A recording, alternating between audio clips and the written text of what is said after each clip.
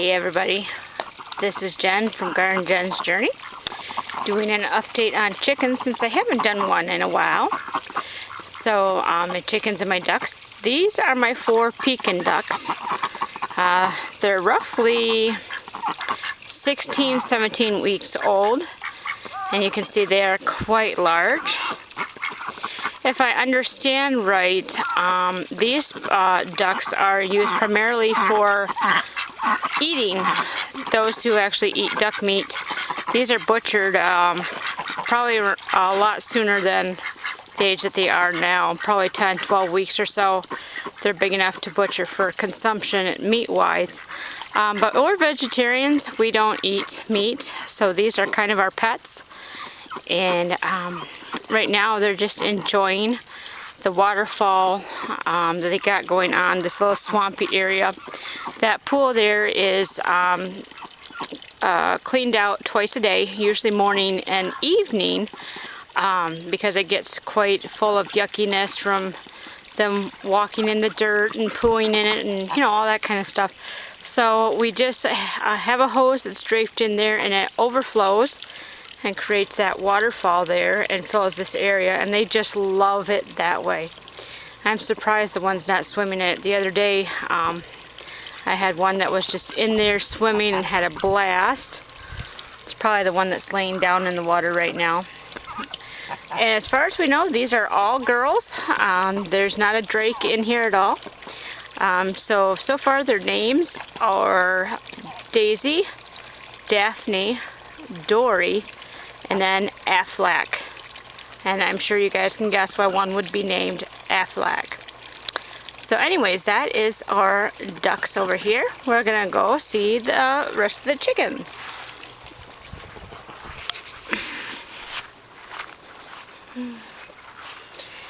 We have 2 different chicken coops because we had an older flock, and then we had these young ones that we raised ourselves from little chicks that we bought in the store.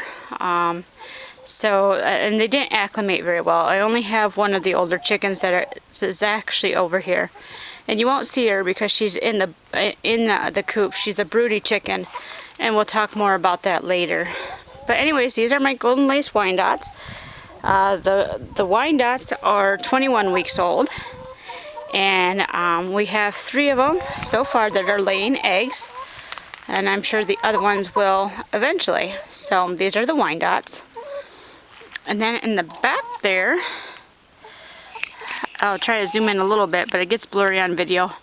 I have Americanas, which are, I have a blackish kind of one and a brown one. They're laying there together. That's Mabel and Maud. And then I have 4 Brahmas. I have 3 hens and 1 rooster. Right there's the rooster. That's Mr. Butterball. My son named that one. So he will get about the size of a turkey, which is why my son decided to name him Mr. Butterball. So anyways, that's all the chickens that we have been raising since they were little things. And beautiful chickens. Most of them have a very easygoing temperament. Even the rooster has a very good temperament. He'll only go after your fingers or whatever if you put them in his face. Otherwise, he's very, very docile. And I'm not sure about Mr. Butterball yet. The Brahmas and the Americanas are quite skittish. It's taken them a while to even just come out of the coop and just be out here in the sun with these guys. So we'll see how they do.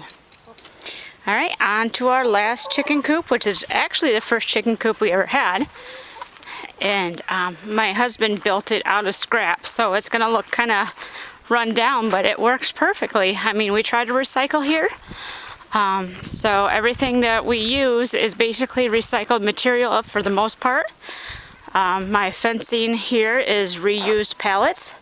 These are the heat-treated pallets, not chemically treated. They're heat-treated. And it's very important that when you're using pallets for your garden, that you make sure they're not treated with chemicals. They have little stamps on them. And I don't see one right off the top.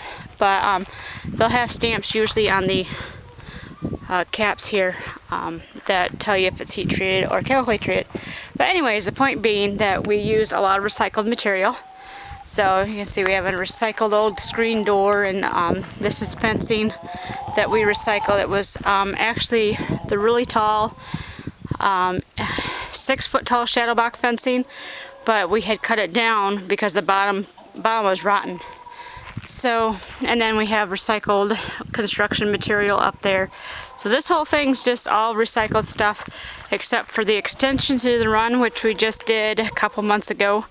It's actually new fencing that we got. So, but anyways, this is these guys are Australorps. They're our first chickens. Let's see if we can see them. There they are. There's some there, and some there, one over there. They're really enjoying themselves. So, anyways, I had mentioned broody chickens, and I can see why they're complaining because they're out of food. So we'll take care of that in a few minutes. But we had broody chickens, and with this bunch, we don't have any roosters or anything over here. So it's not like that they were going to be hatching eggs or anything. They basically just laid in the coop all day, did really nothing. We didn't get eggs from them, of course, because they went broody. So a way to cure broody chickens, and I had done a lot of research because we had three out of my 8 hens were broody, and you know, they're basically eating and not giving us anything in return. So we learned that the best way to cure broodiness, and it's basically a heat cycle. It's a biological event that takes place with chickens. So to break that cycle, you have to get the chickens out of the nest, and you have to get them cooled off. And so the best way to do that is to put them in a cage that has a wire bottom. Now, we don't have that sort of cage around here. We had to think, okay, how are we going to do that? I'll show you. My husband was quite awesome with it. This is one of those wire mesh wagons that we had. And you see the bottom's wire mesh, and it's still got the food things in here. But my husband took this wire mesh wagon here, and we put, this is tubing, it's like PVC, but this isn't actual PVC, but it's similar. We put hoops over it, and then wire over top of it, so it created a nice space for chickens. And we had the 3 of them in here, and they fit in here. And then, you know, we gave them food and water, and they were locked up in here. The one was locked up for 3 days, and she was cooled down enough where we could let her out, and she had returned to normal.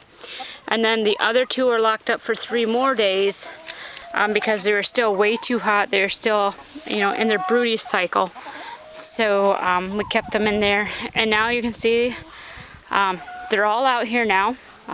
They're not stuck in the box, and you know, she looks like she's sitting on a nest, but she's not really. She's just enjoying dust bathing over there. But so if you have broody chickens that are just laying in the nest for days on days on days with no real reason, and you don't want them to, that's how you fix it. You put them in some sort of crate with a wire bottom so they can cool down, and you keep them in there for quite a few days. Sometimes 2 days works, but the couple chickens that we had that were broody for almost a month. So we had to keep them in there for 5 to 6 days, because that's how long it took for their bodies to cool back down. So that's our chicken journey. I hope that you're enjoying these videos. And if there's anything else that you'd like to know about chickens or raising chickens, or different things that we deal with here on the farm, just give me a shout out in the comments below. Please click subscribe so you can keep updated on the newest things that are happening in our journey, both with chickens and the garden. Well, thank you so much for watching. Have a blessed day, everybody. This is Jen from Garden Jen's Journey. Bye-bye.